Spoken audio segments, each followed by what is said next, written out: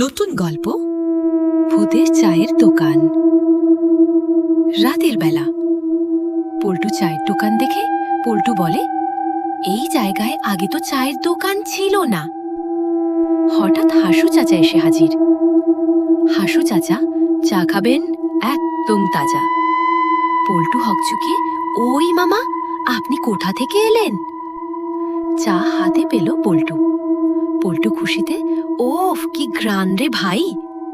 পল্টু আশ্চর্য হয়ে বলে, এই চা মাত্র 1 টাকা, এটা কি অফার না অভিশাপ?